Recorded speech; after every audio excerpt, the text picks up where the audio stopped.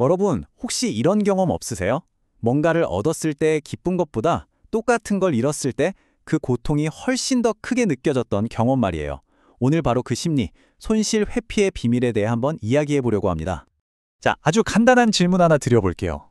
길에서 10만 원을 딱 주었을 때의 그 기쁨 하고 내 지갑에서 10만 원을 잃어버렸을 때의 그 고통, 이 두 감정의 크기가 과연 같을까요? 아마 대부분은 아니라고 고개를 절레절레 저으실 겁니다. 자, 여기 한 직장인 얘기 좀 보세요. 어느 날 월급 통장에 생각지도 않게 10만 원이 더 들어온 거예요. 어땠을까요? 웬 떡이냐 하면서 혼자 조용히 기뻐했죠.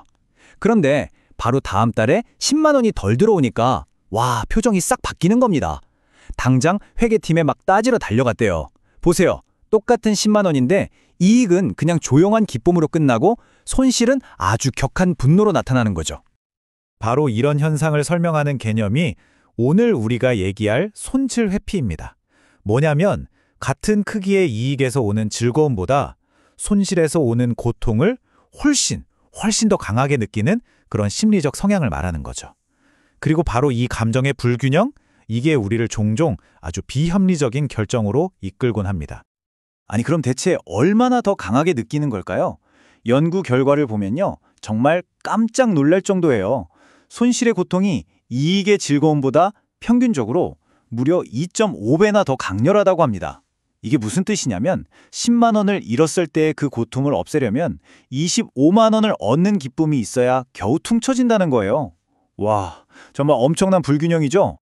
저는 이 문장이 정말 핵심을 꿰뚫는다고 생각해요. 자연에는 득실이 없고 득실은 오직 사람의 마음에 있다. 생각해보세요. 10만 원이라는 돈의 객관적인 가치는 변하지 않잖아요? 그런데 그걸 이익으로 보느냐 아니면 손실로 보느냐에 따라서 우리 마음속에서 느끼는 가치는 완전히 달라져 버리는 거죠. 사실 우리가 지금 이렇게 이야기하고 있는 손실 회피라는 개념은요, 노벨 경제학상을 받은 아주 유명한 전망 이론의 핵심이기도 합니다. 인간은 늘 합리적이다라고 믿었던 전통 경제학의 기본 가정을 그냥 정면으로 뒤엎어버린 정말 어마어마하게 중요한 발견이었죠. 그런데 이 손실 회피 심리가 얼마나 치명적인 결과를 낳을 수 있을까요? 제가 한 가지 사례를 말씀드릴게요. 이건 항공 역사상 최악의 참사로 기록된 사건인데요. 당시 아주 베테랑 조종사였던 야코프판 잔테는 공항이 폐쇄되니까 엄청나게 초조해졌어요. 왜냐? 의무 휴식 시간을 손실하게 될까봐 그 압박감에 시달렸던 거죠. 결국 그 손실을 피하겠다는 생각 하나 때문에 관제탑의 허가도 없이 무리하게 이륙을 시도했고 그 결과는 정말 끔찍한 비극으로 이어지고 말았습니다. 자, 그럼 이 손실 회피 심리가 우리 일상에는 어떤 함정을 만들어낼까요? 제가 딱 3가지만 짚어볼게요. 아마 들으시면서 이거 완전 내 얘긴데? 하고 무릎을 탁 치실지도 몰라요. 자, 첫 번째 함정은 바로 보유 효과입니다. 이게 뭐냐면 일단 뭔가가 내 것이 되는 순간 그 물건의 가치를 실제보다 훨씬 더 높게 평가하는 경향을 말해요. 이 보유 효과를 아주 명확하게 보여주는 정말 유명한 실험이 있습니다. 바로 머그잔 실험인데요. 행동경제학의 대가인 데니얼 카너먼 교수가 학생들을 두 그룹으로 나눴어요.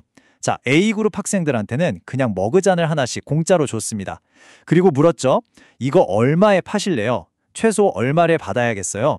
그리고 B그룹 학생들한테는 그냥 물었습니다. 자, 이 머그잔 얼마면 사실래요?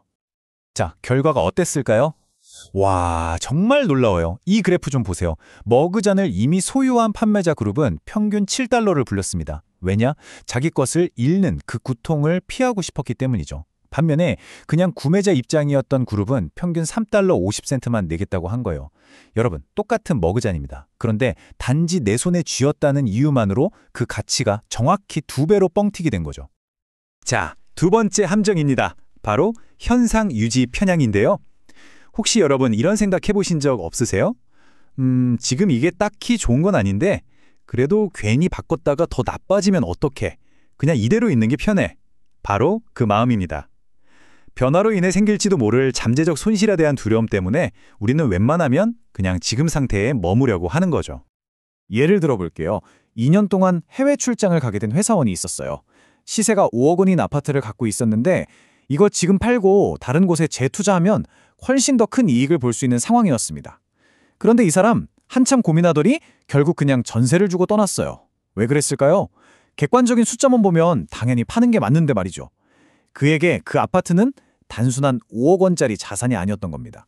온갖 추억이 담긴 나의 집, 즉 현재 상태 그 자체였던 거죠. 이 현재 상태를 바꾸는 것 자체를 일종의 손실로 받아들인 거예요. 이런 편향에서 빠져나오려면 질문을 한번 싹 바꿔보는 게 아주 효과적입니다. 이렇게요. 만약 내가 지금 현금 5억 원을 들고 있다면 과연 수많은 부동산 중에 바로 그 아파트를 콕 집어서 살 것인가? 어떠세요? 아마 아닐 가능성이 굉장히 높죠? 이렇게 한 발짝 떨어져서 마치 제3자인 것처럼 객관적으로 상황을 바라보는 게 정말 중요합니다. 자, 이제 마지막 세 번째 함정입니다. 바로 공정성 함정인데요. 우리가 살면서 이거 너무 불공정한 거 아니야? 하고 화날 때가 많잖아요. 그런데 그 불공정하다는 감정이 사실은 어떤 기준점에서 내가 무언가를 손실했다고 느낄 때 폭발적으로 일어난다는 겁니다. 이 임금 실험 결과를 보면 이게 무슨 말인지 바로 아실 거예요. 자, 먼저 시나리오 A입니다. 원래 시급 9달러를 받던 직원의 임금을 7달러로 깎았어요. 그랬더니 무려 83%의 사람들이 이건 불공정하다라고 답했습니다. 왜냐? 9달러라는 원래 내 기준점에서 2달러를 손실했다고 느꼈기 때문이죠. 그런데요, 시나리오 B를 보세요. 그냥 새로운 직원을 시장가인 시급 7달러에 고용했어요. 똑같이 7달러를 주는 건데 이 경우에는 고작 27%만이 불공정하다고 답했습니다. 기준점이 다르니까 공정하다는 느낌도 완전히 달라져 버린 겁니다. 자, 지금까지 우리를 이렇게나 강력하게 사로잡는 심리적 함정, 손실 회피에 대해 알아봤습니다. 그럼 이제부터는 가장 중요한 부분이죠. 그래서 이 함정에서 어떻게 벗어날 수 있는데 그 구체적이고 실용적인 방법들을 한번 이야기해 볼게요. 그 전에 재밌는 우화 하나 들려드릴게요. 어떤 부자가 배를 타고 가다가 엄청난 풍랑을 만난 거예요. 그래서 신에게 막 기도를 했죠. 제발 살려만 주십시오. 살려주시면 제가 가진 10억짜리 저택을 바치겠습니다. 그런데 기적적으로 살아 돌아와 보니 그 10억짜리 집이 너무 아까운 거예요. 그래서 이 부자가 꾀를 냈습니다. 어떻게 했냐면 자기가 키우던 강아지를 10억에 팔고 그 10억짜리 집은 10만 원에 이렇게 두 개를 묶어서 판 겁니다. 그리고 약속대로 집값인 10만 원만 헌금했겠죠? 10억이라는 엄청난 손실을 피하기 위해서 어떻게든 규칙의 허점을 파고드는 인간의 심리를 아주 재밌게 보여주는 이야기입니다. 자, 그럼 우리는 어떻게 더 나은 결정을 내릴 수 있을까요? 중요한 선택을 앞두고 있을 때 이 네 가지 질문을 꼭 스스로에게 던져보시기 바랍니다. 첫째, 이 감정이 자연스러운가? 다시 말해, 지금 내가 느끼는 이 감정이 혹시 손실 회피 편향에서 오는 건 아닌지 일단 한번 알아보는 겁니다. 둘째, 이 결정이 공정한가? 내 입장에서의 손실만 보지 말고 관련된 모든 사람들의 관점을 고려해보는 거죠. 셋째, 합리적인가? 감정은 잠시 접어두고 객관적인 데이터나 사실, 숫자에만 집중해보는 겁니다. 그리고 마지막으로 시기적절한가? 지금이 과연 이 결정을 내리기에 가장 좋은 타이밍인지 냉정하게 점검해보는 거죠. 성경에 나오는 욥의 이야기를 보면 이런 손실 회피의 감정을 완전히 초월한 태도를 엿볼 수 있습니다. 욥은 정말 상상할 수 없는 모든 것을 잃는 끔찍한 시련을 겪으면서도 이렇게 말하거든요. 주신 분도 그분이시고 거두어 가시는 분도 그분이시다. 이익과 손실을 그냥 동전의 양면처럼 자연스러운 흐름으로 받아들인 거죠. 어떻게 보면 손실에 대한 집착에서 완전히 벗어난 경지라고 할 수 있겠습니다. 자, 마지막으로 이 질문을 던지면서 오늘 이야기를 마무리하고 싶습니다. 우리는 흔히 이런 말을 하죠. 성공보다는 실패를 통해 더 많은 것을 배운다고요. 그렇다면 한번 생각해 볼 문제입니다.